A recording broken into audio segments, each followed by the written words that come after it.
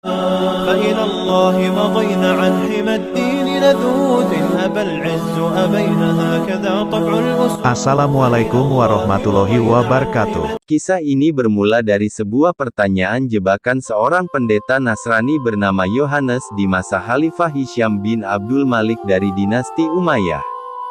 Suatu ketika Yohanes bertanya kepada seorang muslim, "Dalam kitab suci kami, Nabi Isa adalah putra Allah, lantas bagaimana sifat Nabi Isa dalam kitab suci kalian?" Seorang muslim tersebut menjawab, "Sungguh, Al-Masih Isa putra Maryam adalah Rasul Allah dan, yang diciptakan dengan kalimahnya yang disampaikannya kepada Maryam." Quran Surah An-Nisa ayat 171. Yohanes menimpali, "Kalau begitu, kalimat Allah dalam Al-Quran makhluk atau bukan?" "Pasti bukan makhluk karena apa yang ada dalam Al-Quran seluruhnya kalam Allah dan kalam Allah bukan makhluk," jawab muslim itu. Dengan tersenyum licik, Yohanes mengatakan, "Kalau begitu kita sepakat bahwa Nabi Isa yang merupakan kalimat Allah bukan makhluk tetapi Tuhan, karena tidak ada selain makhluk kecuali Tuhan." Berkat strategi ini banyak umat Islam yang masuk ke dalam agama Nasrani. Melihat hal tersebut semakin gencarlah sekte Mu'tazilah menyebarkan doktrin, Al-Quran adalah makhluk. Mereka berdalih seandainya Al-Quran bukan makhluk berarti Al-Quran adalah esensi yang menyamai dengan Tuhan sebagai yang dahulu kadim padahal hanya Tuhan yang boleh bersifat dahulu kadim tidak selainnya. Awalnya doktrin, Al-Quran adalah makhluk, diserukan oleh Al-Jadi bin Dirham. Kemudian, sekte Mu'tazilah di zaman setelahnya semakin melenceng. Mereka mengingkari bahwa Allah memiliki sifat mutakaulim karena kalam Allah adalah makhluk bukan bersifat dahulu kadim. Mereka meyakini Allah menciptakan kalam berupa suara yang dapat didengar Nabi Musa ketika beliau menerima wahyu di Bukit Tursina. Sekte Mu'tazilah mendapatkan dukungan dan pengikut sangat besar di masa dinasti Abbasiyah. Awal kejayaan sekte Mu'tazilah dimulai sejak masa kepemimpinan Khalifah Harun ar-Rasyid. Akan tetapi, Khalifah Harun ar-Rasyid menanggapinya dengan memenjarakan setiap tokoh sekte Mu'tazilah yang membuat keributan di kota Baghdad. Bishr bin Ghiyath al-Marisi, salah satu tokoh besar sekte Mu'tazilah kala itu juga diancam dibunuh oleh sang Khalifah. Tak lama kemudian kepemimpinan berganti. Khalifah Al-Mamun naik tahta dan memberikan dukungan dan kehormatan bagi para tokoh sekte Mu'tazilah. Sang Khalifah juga menyambut sendiri kedatangan Abu Hisham Al-Futi, tokoh besar Mu'tazilah kala itu ketika bertandang ke istananya dengan penuh hormat. Tak hanya itu, sang Khalifah juga mengangkat pejabatnya dari kalangan pengikut sekte Mu'tazilah menggantikan para pejabat yang diangkat di masa sebelumnya. Penghormatan sangat besar Khalifah Al-Mamun ini dikarenakan beliau adalah murid kinasih dari seorang tokoh Mu'tazilah bernama Abu Huzail al-Alaf. Tak heran, Khalifah Al-Mamun sangat mendukung penerjemahan buku-buku filsafat Yunani ke dalam bahasa Arab yang senada dengan pemikiran sekte Mu'tazilah.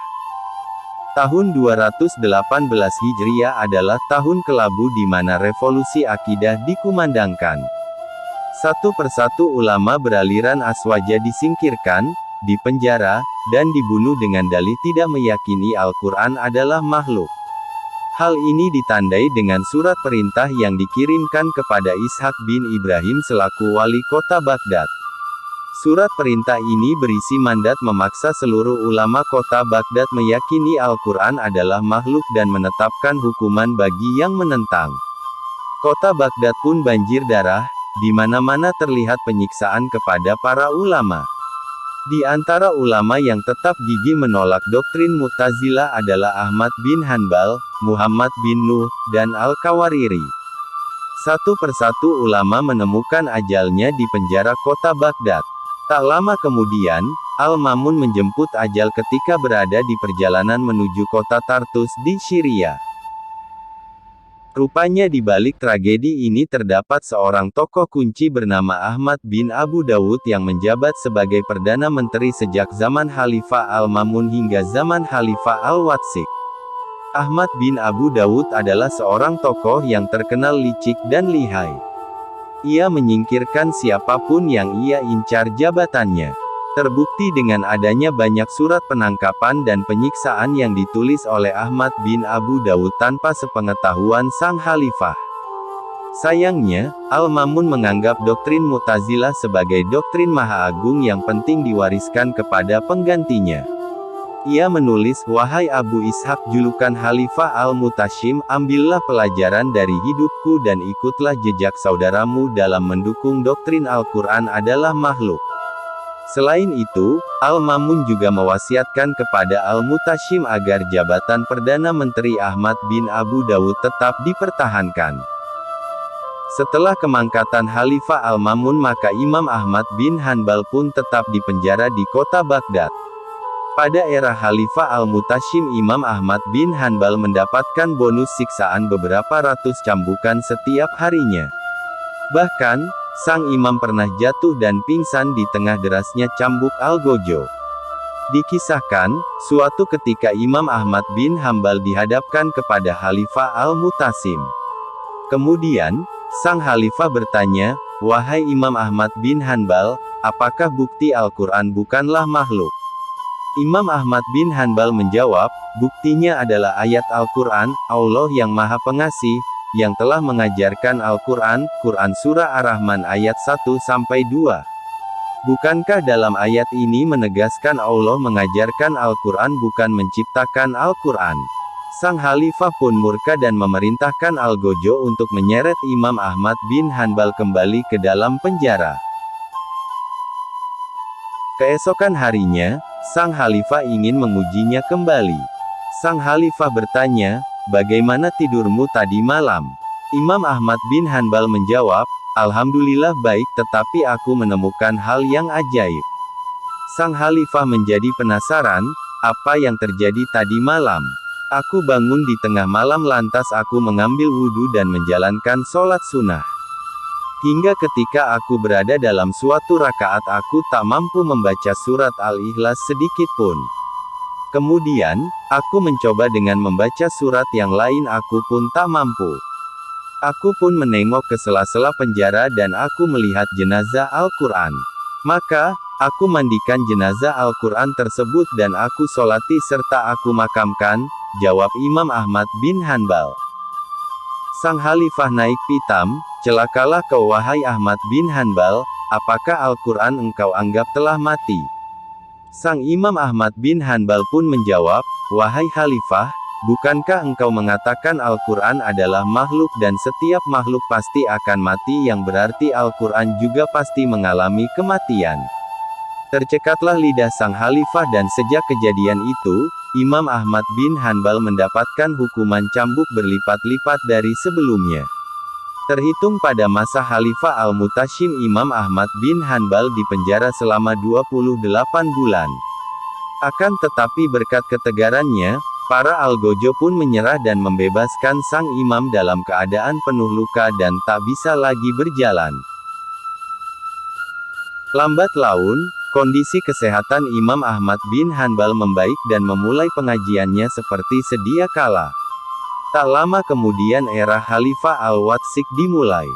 Sebagaimana pendahulunya Al-Watsik juga sangat fanatik terhadap sekte Mu'tazilah. Akan tetapi, Khalifah Al-Watsik berlaku lebih lembut kepada Imam Ahmad bin Hanbal. Sang Khalifah merasa bahwa Imam Ahmad bin Hanbal telah memiliki pengaruh sangat besar. Seandainya ia menyiksa Imam Ahmad bin Hanbal niscaya pengikutnya akan memberontak untuk membebaskan Imam Ahmad bin Hanbal. Oleh karena itu, Khalifah Al-Watsik hanya melarang Imam Ahmad bin Hanbal untuk berinteraksi dengan masyarakat. Total ketika masa Khalifah Al-Watsik, Imam Ahmad bin Hanbal menjadi tahanan rumah selama 5 tahun. Berakhirnya tragedi ini adalah ketika masa akhir hayat Khalifah Al-Watsik. Konon ada seorang ulama yang menyadarkan Khalifah Al-Watsik, "Wahai Khalifah, doktrin Al-Quran adalah makhluk, tidak pernah diajarkan Rasulullah, juga tidak diajarkan para penggantinya. Lantas, apakah engkau lebih tinggi ilmunya dari Rasulullah dan para sahabatnya sehingga engkau memaksa seluruh umat Islam mengakui doktrin engkau bahwa Al-Quran adalah makhluk? Sejarah ini diambil dari kitab Ibnu Hanbal Hayatuhu wa Ashruhu Arauhu wa Fiqhuhu karya Al-Imam Ahmad Abu Zahrah dan kitab Al-Aimah Al-Arba'ah karya Dr. Mustafa Asy-Syakkah. Wallahu alam bisawab, demikian episode kali ini, semoga bermanfaat bagi kita semua. Assalamualaikum warahmatullahi wabarakatuh.